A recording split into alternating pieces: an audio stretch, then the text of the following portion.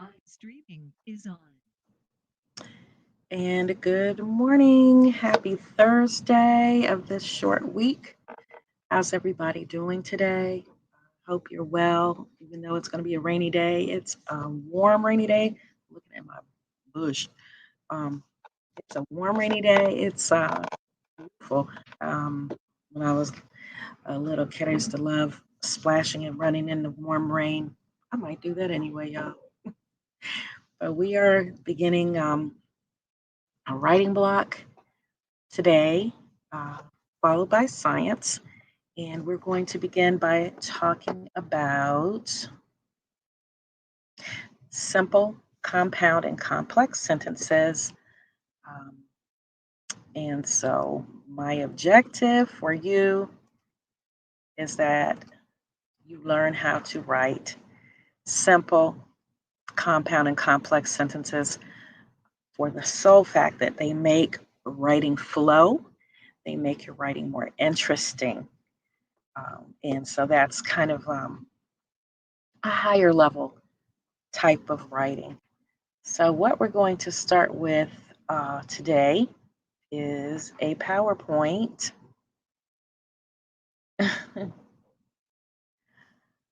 about simple, compound, and complex sentences. So, let us go. Beginning. So, simple, compound, and complex sentences.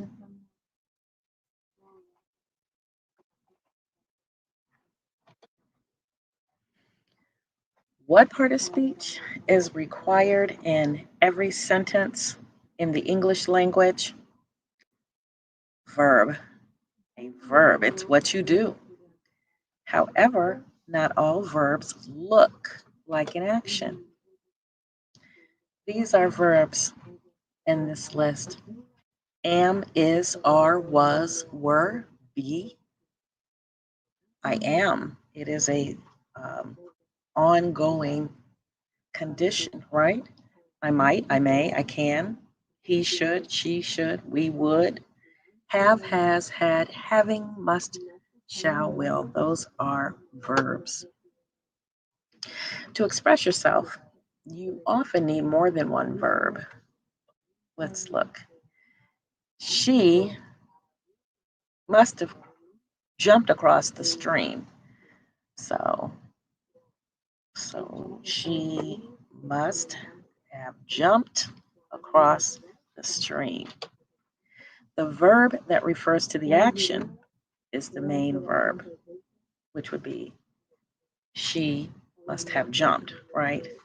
Jumped. She jumped. She must have jumped. Jumped. Okay.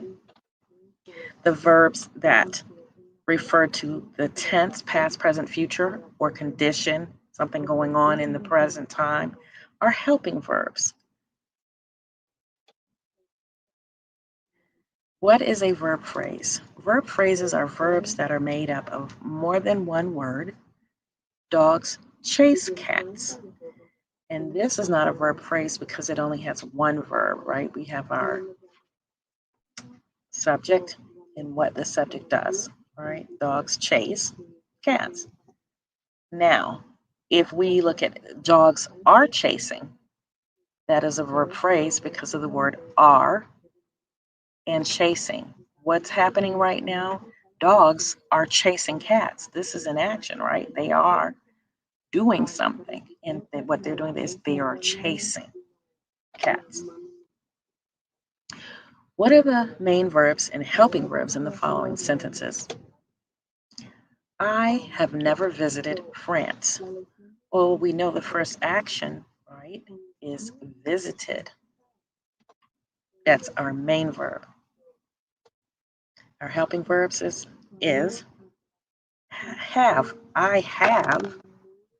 Well, this is a present condition, right? I have never visited France. So have is a helping verb and visited is our main verb. Sandra is lurking under the stairs. Well, what do you think? What is our main verb, our action? Sandra is lurking, right? And what is the helping verb? Is. Main verb, lurking. Helping verb is. By next month, Alicia and Tom will have been dating for a year by next month. So our subjects are Alicia and Tom, and our main verb is what have they been doing? They've been dating. So will have been dating, right? They will have been dating. You are not going to lead this discussion. Who's the subject? You. And what's the main verb is lead this discussion, but what? You are not going to, right? You are not going, okay? Helping verb, helping verb.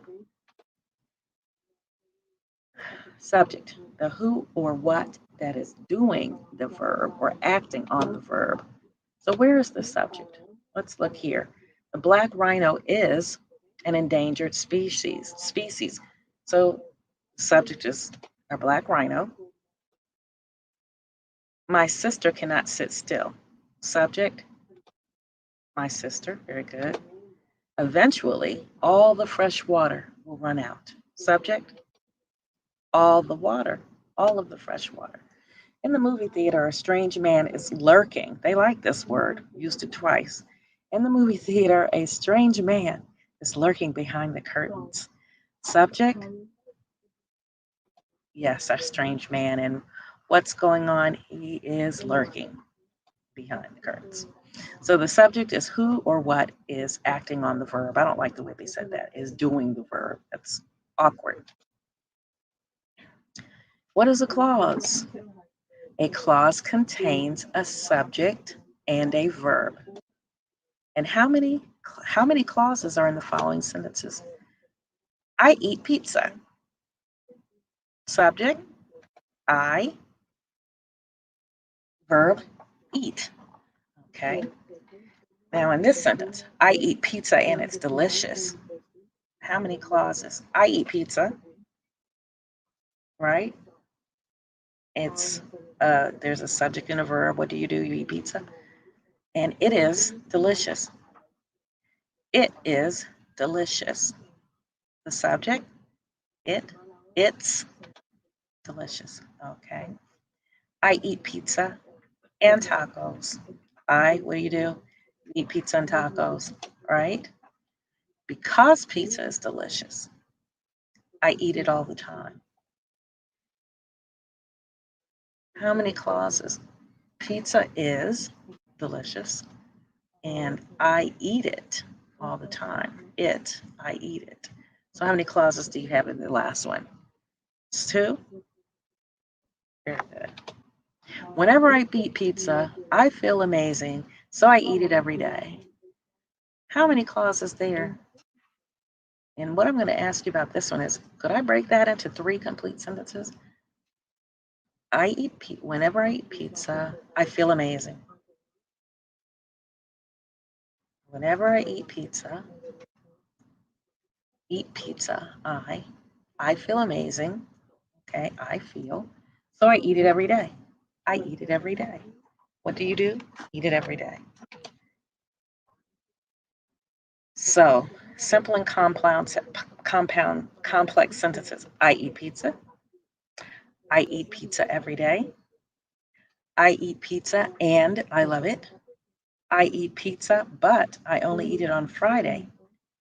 I eat pizza because it's my favorite. Look at that spelling. That's British. A favorite. And since pizza is the bomb, I eat it all the time. Simple sentence. I eat pizza. Simple sentence. I eat pizza every day. Compound sentence. Why? Because of and. I don't know if you remember fanboy, and for and nor, but we'll go into that. I eat pizza. I love it. So we have the conjunction here. I eat pizza, but I only eat it on Friday. Compound sentence. But I eat pizza because it's my favorite. That's going to be a complex sentence. that word because. And since pizza is the bomb, I eat it all the time. Complex sentence. Pizza's the bomb. Since it's the bomb, I eat it all the time. Do you know the difference? Look at these conjunctions or they're joining words. Since, yet, because, for, but, until, however. Conjunctions, yes. Complex sentences are made up of one independent clause and one dependent clause. A dependent clause cannot stand alone as a complete thought. An independent clause can stand alone as a complete thought or a proper sentence. There we go. It can stand alone as a complete sentence. Depends on the other clause for meaning. You may be afraid if you read Dracula. If you read it, you may be afraid if you read Dracula. You may be afraid can stand alone as a complete sentence. You read Dracula. It needs the other clause, right? If. If you read Dracula. If you read Dracula, you may be afraid. Now look at that. You read Dracula, still has to have that in there, right? So subordinating conjunctions. If, because, unless, although, since, until, while. Remember those. How to use them, really. Here's a complex sentence. Dracula drinks blood because he needs it to survive. See the because stuck in there? And then you can actually reverse it. Because he needs it to survive, Dracula drinks blood. Okay? Don't go out at night if you're afraid of vampires. If you're afraid of vampires, don't go out at night. You're not safe against vampires unless you carry garlic. And we can rephrase that as unless you carry garlic, right? Because that phrase still can't stand alone. You're not safe against vampires. That part, that clause can stand alone. So there we go. Independent. Dracula drinks blood because he needs it to survive. You see how that works? Independent, think of a person that's independent. They can stand alone. He, she, they can stand alone. All right? A person that's dependent, like we consider dependents to be our children, or if anyone that is relying on us for support is our dependent, right? The dependent clause begins with the conjunction because, if, unless. Independent, because he needed to survive. Dependent, Dracula drinks blood. Don't go out at night. Don't go out at night. Complete sentence. If you're afraid of vampires, don't go out at night. However you phrase that, you must have that conjunction there. You're not safe against vampires unless you carry garlic. Unless you carry garlic, you're not safe against vampires. So there we go. See, dependent, independent, stands alone, dependent, dependent, independent. If your sentence begins with a dependent clause, you need a comma. So if you're afraid of vampires, you must put a comma in there, okay? You're beginning with unless. Unless you carry garlic, you're not safe against vampires. Unless you have received your COVID vaccinations, you may not be protected against contracting the disease.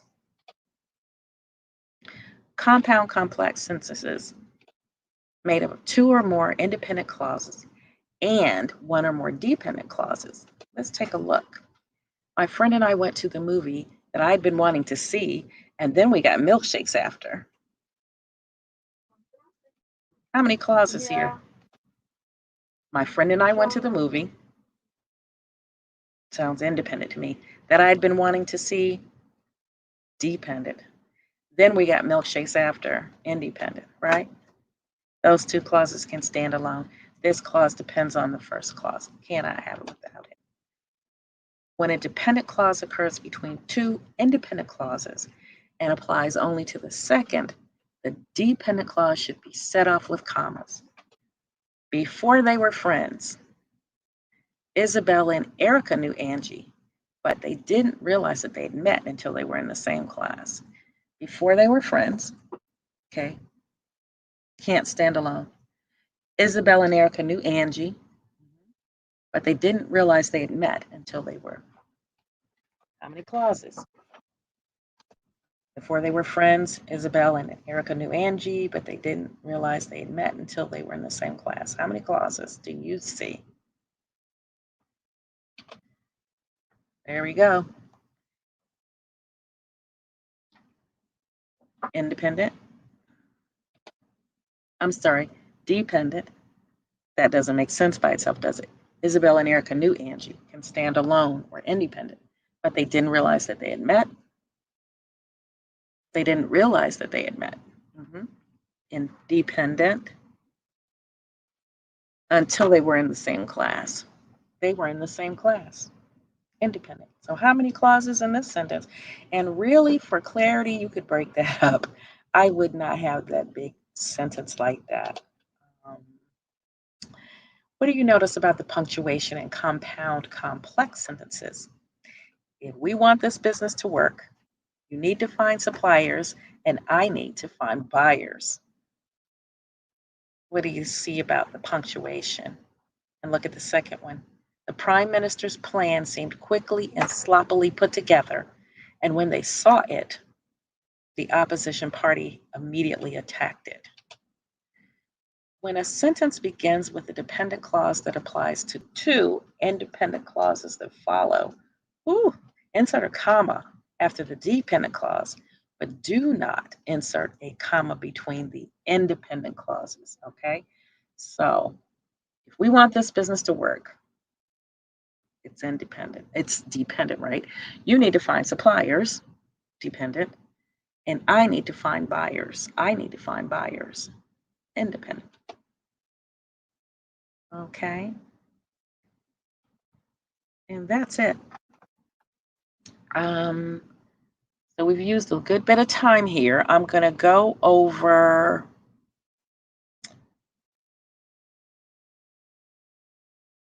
the worksheet real quick. Let's take a peek. And these are sentence types. And it would be nice if you look at some of them. All right. When I get home from school, I'm going to take a nap. Well, I'm going to take a nap is a what? It's a clause. When I get home from school, that's an independent, right? A dependent, and that's an independent. So, what kind of sentence has two or more clauses joined by a coordinating conjunction? Well, this doesn't have a conjunction. When I get home from school, I'm going to take a nap. So, the subject is me. When I get home from school, I'm going to take a nap. So we have only one clause, me, right? And what am I going to do? Take a nap. We call this a simple sentence. Let me go to Google Docs. Sorry about this. Okay. Okay.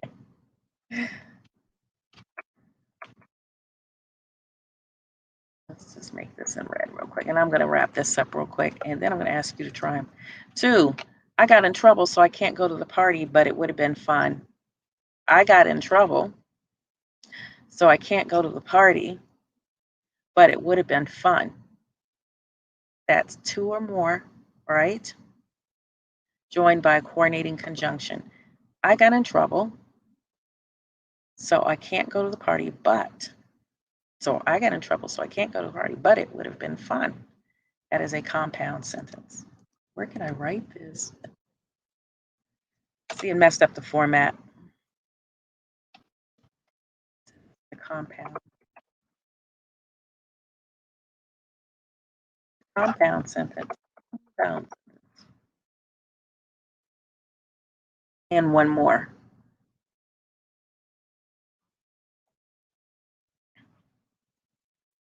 Being alone can be scary unless you keep yourself busy. Being alone can be scary. Full thought, right? Unless you keep yourself busy. What do we think that? What kind of sentence is that? What's our clause? Being alone can be scary. Unless you keep yourself busy.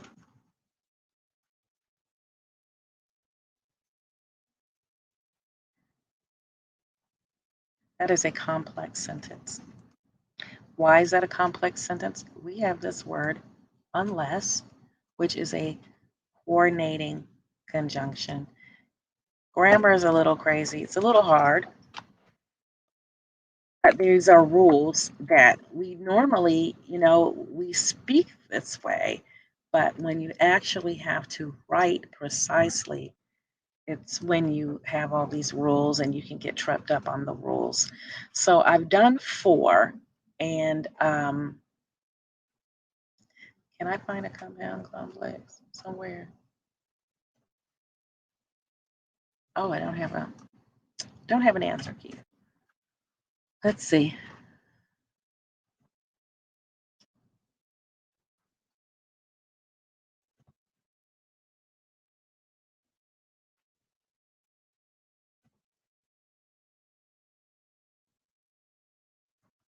A compound complex. This is the last one. Sorry, y'all.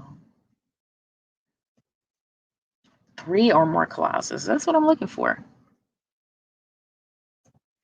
Mr. Morton, the best reading teacher in the world, taught me sentence structure. Mr. Morton, the best reading teacher in the world, taught me sentence structure. Well, those are,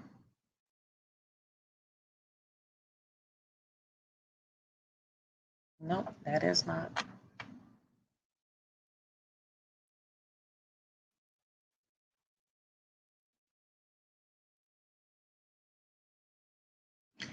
If you don't want to study, you should stay home, but you may regret it.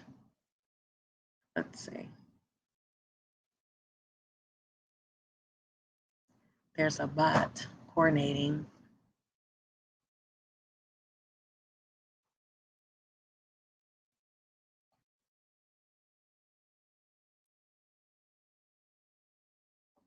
I can't find a complex. See if you see one. But those are, I'm sorry, I can't find a compound complex. 3 or more clauses. Oh, Morton, best teacher in the world.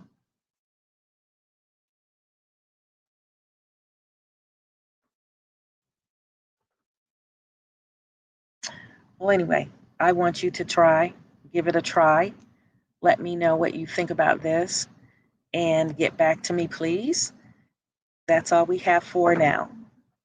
See you at 11.